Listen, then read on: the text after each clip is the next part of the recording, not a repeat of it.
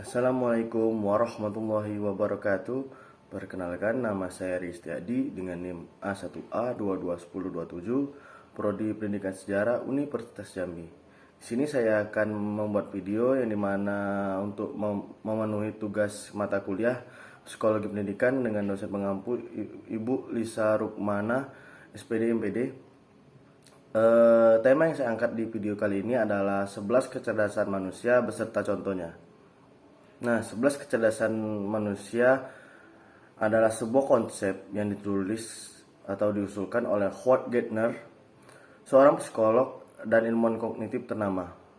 Konsep ini mengusulkan bahwa kecerdasan manusia tidak hanya terbatas pada kemampuan verbal dan logika matematika, melainkan terdiri dari 11 jenis kecerdasan yang berbeda-beda pula. Berikut adalah penjelasan singkat dan contoh-contoh dari masing-masing kecerdasan. Yang pertama adalah kecerdasan linguistik, kemampuan seseorang dalam menggunakan bahasa secara lisan atau tulisan, seperti penulis, penyair, dan orator. Dan yang kedua adalah kecerdasan logika matematika, kemampuan seorang dalam menganalisa dan memecahkan masalah secara logis dan matematis. Contohnya seperti matematikawan, ilmuwan, dan ahli statistik.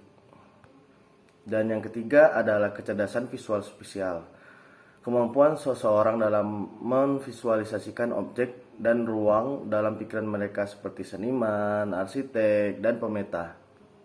Yang keempat juga ada kecerdasan kinestetik, yang dimana kemampuan seseorang dalam mengontrol gerakan tubuh dan mereka memecahkan masalah melalui gerakan fisik seperti atlet, penari, atau ahli bedah sekalipun.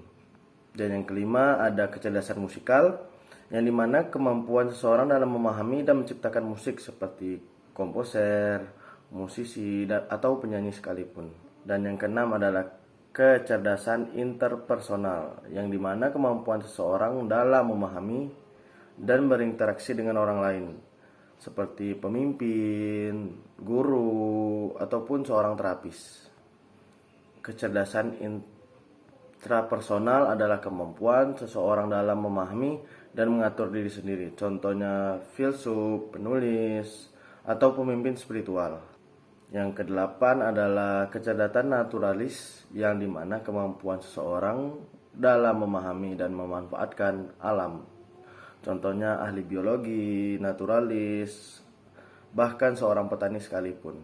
Dan yang kesembilan adalah kecerdasan eksistensial, yang dimana kemampuan seseorang dalam memahami dan merenungkan tujuan dan makna hidup, seperti pemikir, pemimpin spiritual, atau filsuf. Dan yang ke-10 adalah kecerdasan emosional, yang dimana kemampuan seseorang dalam memahami dan mengatur emosi diri sendiri dan orang lain, seperti konselor, psikolog, bahkan guru. Dan yang ke-11 adalah kecerdasan spiritual, yang dimana kemampuan seseorang dalam menghubungkan diri dengan sesuatu yang lebih besar dari diri sendiri dan mengembangkan nilai-nilai spiritual mereka. Contohnya seperti pemimpin spiritual, guru, atau praktisi meditasi. Nah, dari sini kita dapat menyimpulkan bahwa setiap manusia pasti memiliki keunggulannya masing-masing ataupun hobi. Jadi setiap manusia tidak bisa kita pukul rata perihal kecerdasan, baik kecerdasan secara kompetensi umum maupun kecerdasan dalam bidang lainnya.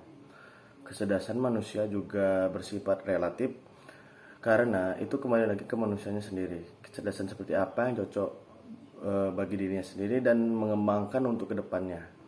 Oke, mungkin sampai situ saja ya teman-teman. Jangan lupa share dan like. Terima kasih. Assalamualaikum warahmatullahi wabarakatuh.